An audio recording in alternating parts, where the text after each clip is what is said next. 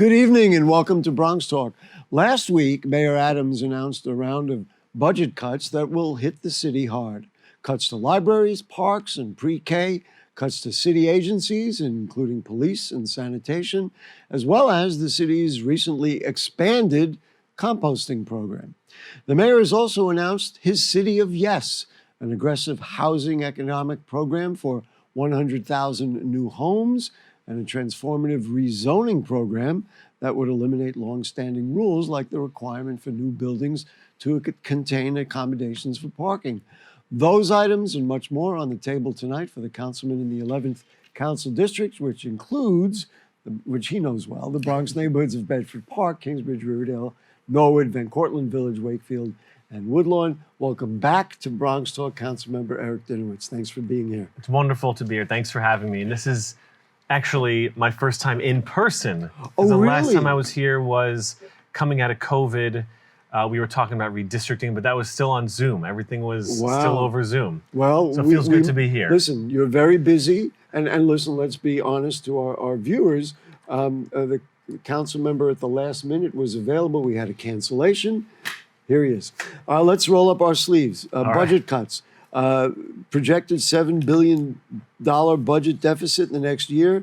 The Citizens Budget Commission estimates the gap could be closer to even $10.6 billion. One writer blamed former Mayor Bill de Blasio for hiring tens of thousands of workers, expanding government services, and trying to build back the city after the recession, which Mayor Bloomberg navigated. After years of putting off the inevitable, the time for painful cuts has arrived. I think it hit many people by surprise. Were you aware this was coming?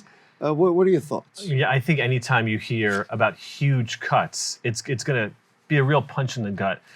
There are a few factors at play, of course, as you mentioned, not just expanding city government, because we do want expansive and supportive government services. That's something we want in our city government. But the expiration of COVID dollars, of federal emergency dollars, is one thing that we see coming down the pike. So that's something we know is happening. But a lot of those dollars were used to create permanent programs. And now we're going to have to fill those gaps with city funds. So there certainly are decisions that were made years ago that are impacting what we're doing now. Adrian Adams and the finance chair, Justin Brannan, said the cuts were too blunt and said the administration could find much needed savings by using not-for-profit groups instead of commercial organizations to provide services for migrants and private contractors. What are your thoughts? So with the migrant crisis, and it is a crisis, one of the factors is we're not really getting enough support from the federal government. Beyond that, though, we have to be smart about the way we do contracts. So it is still the case that we are using for-profit companies, which are charging exorbitant fees, and it's unclear. There isn't a ton of transparency. There's also a lot of profit in there. There's a ton of profit. And importantly, these companies, many of them are not in New York City. So we're spending a lot of money for-profit companies for things like transportation, security, and intake, when we could be spending that money on nonprofits here in New York City who understand the work better, that will fund, again, New York City employees, people living in the city or working in the city. And we can be a lot smarter about the contracts. I think there are still contracts that are under COVID rules, that they're continuing from COVID. So we are spending a lot more than we need to spend. But certainly the migrant crisis itself is certainly exacerbating the problems we're seeing with the expiration of COVID dollars. How concerned are you? I mean, people who read these things or hear us talking about it on TV are saying, well, wait a minute, we don't want fewer police officers. Right. We want more police officers. The composting program, I think, environmentally and otherwise makes a ton of sense. We just expanded it. Now we're backing off it. Right. I mean, what does the city look like afterwards? Or you think it's just another day in New York City? Well, I think starting with composting, and I know it's not the biggest budget item, but it's very important to people in my district. In fact, Community Board 8, we fought very hard early on. It was one of the first things I did when I was elected. We got curbside composting to Community Board 8. And we were one of the few districts in the entire city to have curbside composting. What was proposed was to cut back on the community composting and to delay curbside compost expansion. So we were supposed to see curbside compost expansion in the Bronx and Staten Island. That is being delayed as part of these cuts. DSNY, I think, is going to be cutting some of their litter basket pickup. The libraries are going to start closing on Sundays. We're seeing real impacts, and we have yet to see what some of the other agencies are going to do. The police cuts. I mean, the mayor sounded like the other day he backed off a little bit. I guess for him in particular, it would be hard to say I'm cutting back on police. Are there any alternatives at this point? Well, the first we mentioned was being a little smarter and more judicious about the contracts, the nonprofits negotiating, bidding. We do have to continue to advocate to the federal and state governments. I, along with a few of my colleagues, lobbied Albany for more funds. Members of the council have lobbied the federal government for more funding, of course. There's tax revenue that we could be collecting if the state would act on some of those. Here in the city, we don't have as much control over taxes, but there are things that help generate revenue or bring money in. So one of the things that we're looking at is to hire more auditors to do more tax audits, similar to what President Biden did, to hire more auditors to again do more audits to bring in more tax revenue. And I think be smarter sounds like what the bottom line for your advocacy here. Let's really take a look at what we do, cut waste, et cetera, et cetera. Well, we look at programs. There's one incredible organization we work with, which I hope we get to speak more about. And in last year's budget, we were able to get them more funding. They're called West Bronx Housing. And one of the things they do is they help people apply for state and federal benefits. So we're investing a little money in these nonprofits, and they're bringing in hundreds of thousands of dollars back into the city in the form of housing vouchers and food vouchers, which, by the way, is the morally right thing to do. And so by cutting in the city agencies, HRA, we're actually limiting our ability to ensure that people get state and federal benefits. The same is true for a lot of our agencies, for a lot of the initiatives we fund. I chair the Higher Education Committee. One of the things I speak a lot about is our small investments in programs like ACE and ASAP, which keep students in school with more advisors and providing more wraparound services, actually help bring in money directly to the student in the form of tuition. It helps them with other forms of tuition from other spaces besides the city. And then they graduate with a degree, which has long-term economic implications for our city and for those individual students. So yes, being smarter about our investments and how we're spending our money. Though you reviewed a couple of things, and I'm going to stop at each one of them. Well, I do want to talk about CUNY. But one other item, and I know you're a big supporter of Van Cortlandt Park, and you and your colleagues helped beat back the cricket stadium proposal. Yes. But now this, in a way, is another onslaught to the third largest park in the city that has had, doesn't have enough PEP officers. It doesn't have any. It doesn't have any. We're asking That's for true. a dedicated PEP command enough. at the third largest park in New York City. And regarding the cricket stadium, one of the things that we said all along was, if you care about the park, if you care about our city, you should demonstrate that. I'm talking about the city and the way they run the park. And we have issues with safety and security. That's both at Chandler Field late at night, and just in general, getting PEP officers there. We had an issue with electricity being off for over a month, and that was impacting people's ability to use the facilities, the bathroom. And so we have to fight to get people to pay attention to Van Cortlandt Park. So when someone wants to come in and use our park to make some money, that's really troubling for us. They should turn it around and make a donation or be part of the effort to support the park. Yeah. Or any of our parks. And then I guess my point is, with this cut, this level of cuts, and the parks budget, there was fighting even to get 1% of the budget on our vital parks. It's yet another difficult thing. Yeah, it's tough. So one of the things that we fight for is, and we advocate for, I sit on the budget team in the New York City Council. And one of the things we discuss is ensuring every council member gets funding like parks equity money, money to do cleanup services.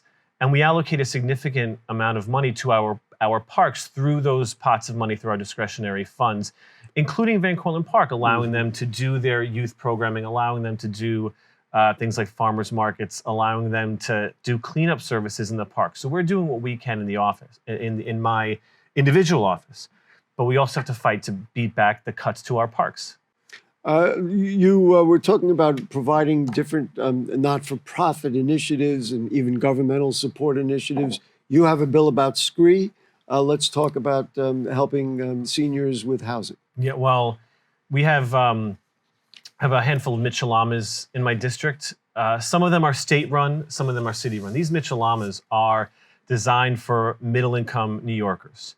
One of them, Tracy Towers, saw a 22% increase to their rent over 3 years, which is astonishing. That's an enormous amount of money. I mean, these are by design, they're buildings for low to middle income people. And we were apoplectic when we were talking about a 3% increase to rent controlled apartments.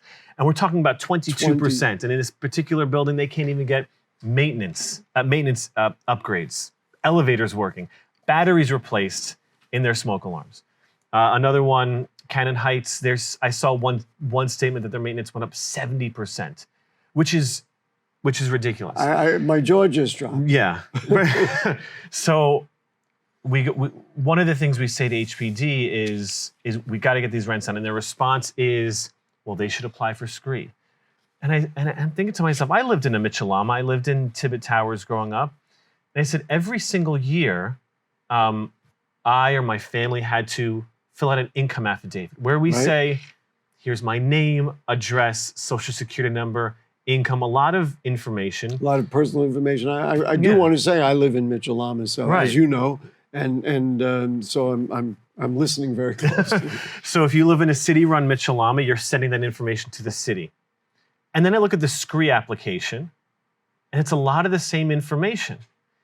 And I said, why is it that our city is not making lives as easy as possible for older adults who look like they qualify for SCREE? In other words, you've already put in the information. Why do you have to reapply for SCREE? It should automatically flag your information and then determine if you're eligible, et cetera. It sends you an application pre-filled out, and it's not giving you the benefit. It's saying, here's a form, there's a few other pieces of information. We already know who you are. We know who you are. You've already submitted your information. Like that. And it isn't just, it is making life easier, but it's also, there are a number of older adults who don't know this program exists.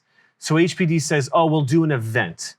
But I said, we should have a systemic solution to a real problem that we're facing in Mitchell-Lamas. And I have the two that I mentioned, and there are a number of others across the city. So this can have an impact on thousands and thousands of New Yorkers who want older adults who may be able to freeze their rent. So that bill was just heard today in committee, and we're looking forward to passing it very soon. Letting people know that we're recording this on the 28th of November. Thank you. Today is it won't air until the beginning of next week. Yes. But so do you expect it to pass, or there's going to be some deliberation? There always is. There's deliberation. There's back and forth about how we define income, and I certainly have my opinion based on what it legally says in the income affidavit. They're not. So we're still talking about that, making sure the bill can work.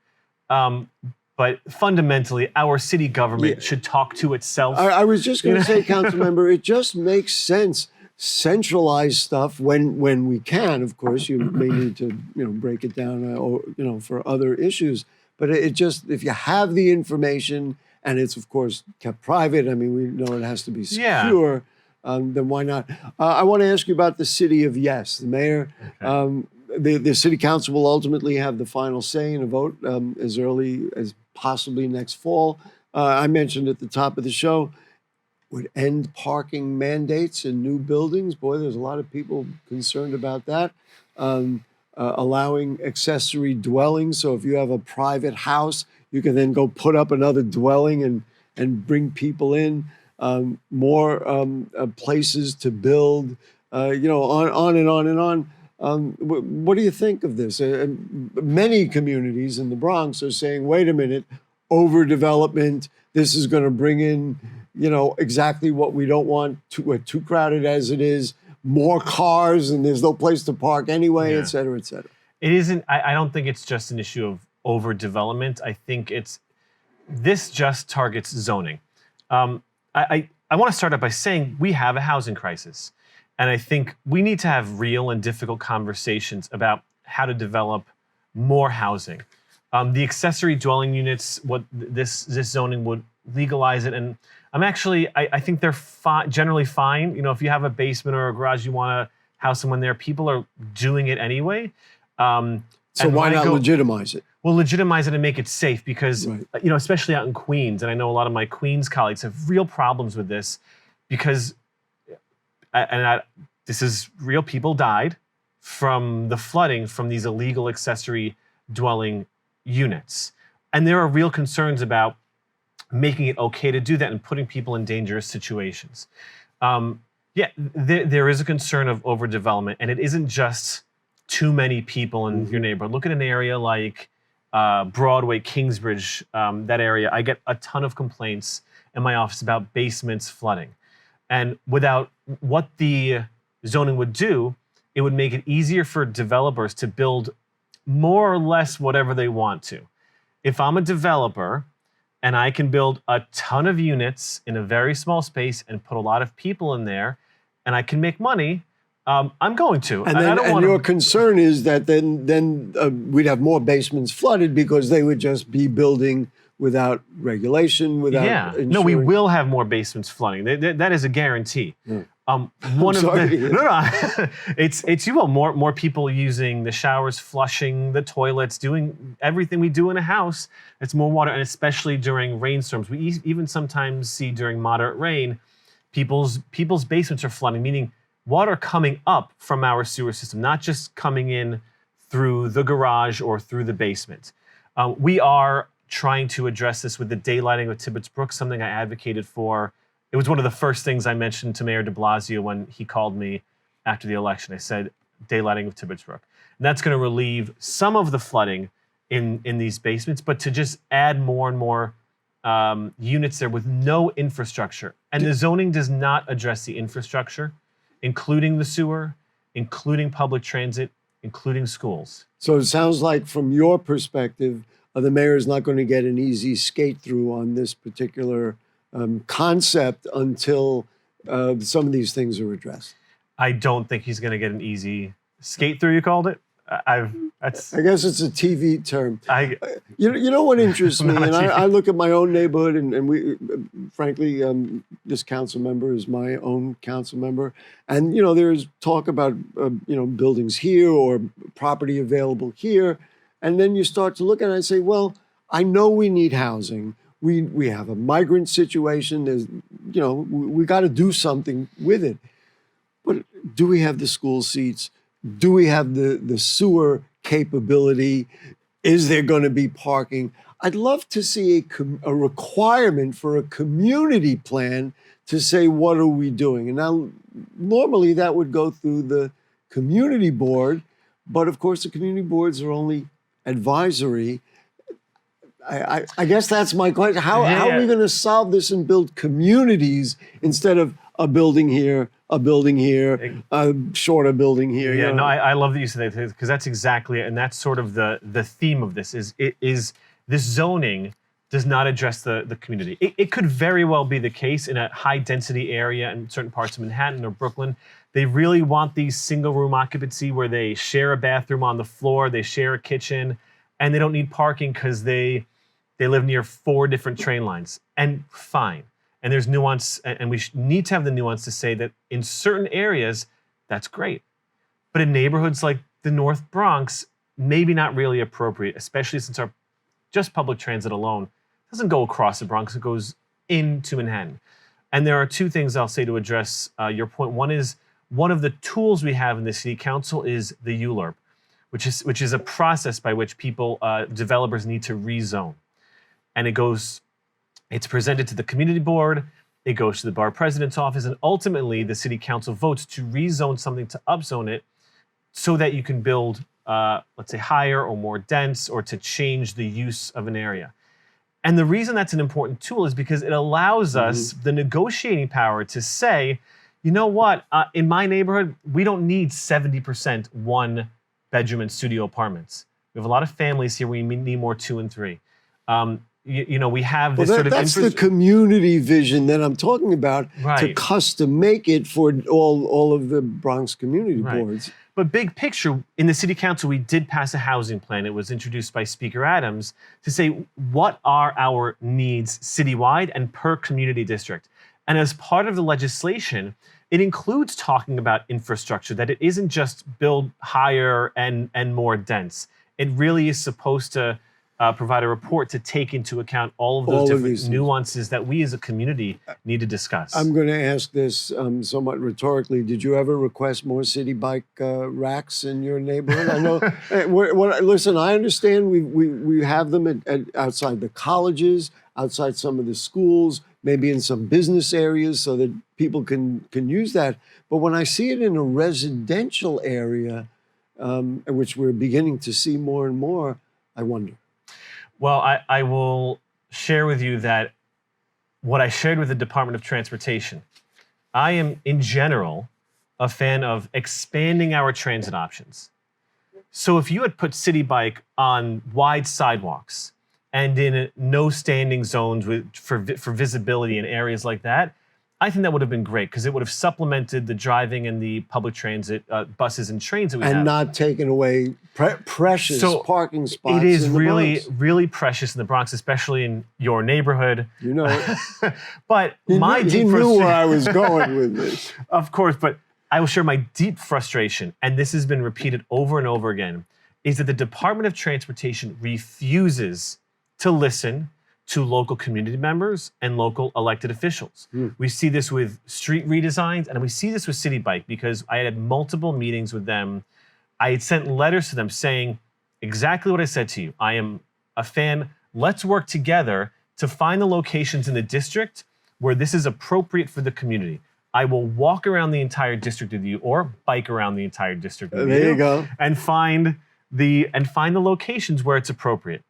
And a week or two ago, I'm in the district, and I suddenly see them installed. And so they completely ignore the And needs so of the there's no community. regulation of City Hall or the city, or you're a council member. They have rules. There are rules regarding or things that they want regarding it. It feels almost like like a theology. Our goal is to remove as much parking as possible. It almost feels like they are addicted to it. So here's the thing. Listen, I understand that we want to have fewer cars. Now we have congestion pricing coming, and which is really going to force people to get out of their cars and get in the trains or the buses or some other form of mass transit. But of course, individuals who say, I got to get downtown, and I got even a doctor's appointment. What is your vision of congestion pricing, which is on the way? Well, one of the things I said in my letter to the DOT is, an older adult going to a doctor's appointment is probably not taking a Citibike. A parent taking their 2 or 3 kids to school is probably not doing it on a Citibike. A 7-year-old going just, maybe you're in middle school and you're starting to go to school on your own, but your parent's not going to let you ride the bike to school on your own. I'm not traversing across the Bronx on a Citibike. And I think there is a real deafness to the realities we live with here in the Bronx, that we do need to get across our own borough. And the example I always give is, to get from my house to Wakefield is about an hour and a half on the bus. And by car, it's 15 minutes. And it is not real. And imagine if I live farther east. It's not really so realistic to think that everyone's just going to get rid of their car. And listen, we're almost out of time. Congestion pricing is, we're not saying a toll of $2.50. We're talking $22 potentially. The numbers haven't come out yet. I'm assuming constituents, both the East Bronx and the West Bronx, which is all of your district, are concerned. They're very concerned, and It's especially the people, the older adults or people with disabilities who sort of feel like they're more forced to drive into the city. And I speak a lot about people with disabilities because our transit system is completely inaccessible. The buses are fully accessible, but there's not good service to Manhattan. But go down to 231st Street, the elevator is very frequently out of service. Go to Mosholu Parkway 4 train. We advocated a long time to get an that elevator there. yes. It's being installed, but the fact is it's not there. So to pretend that there's infrastructure in place to address all of the different constituencies that really, I think, unfortunately, some people have to drive. Some people like to drive, some people have to drive. And there isn't any concern for those nuances in the congestion pricing plan. Before we run out of time, let's ask a fun question. It is the holiday season, so we wish you a happy holiday. Thank you. Favorite restaurant in your district? I can't do that. Oh, I can't. Come on. He's going to say We're gonna what? get in trouble. Oh, I say really anywhere you go for pizza though in the district, you're not going to go wrong. It's anywhere in the Bronx. Councilmember, I got pages here. You'll have to come back, obviously. I'd love to come back. But really, thank you last minute for agreeing to be with us. And Of course. there's many more things to talk about. We appreciate your time this evening. Thank you. Thank you so much for having me. And we got to thank everybody. We thank our producer, Rebecca Hemmick. Our director is Nick Marrero, the cast of thousands who work with us here in the studio. And of course, to you. So, if the curtain don't fall and the creek don't rise, we'll see you next week. Good night.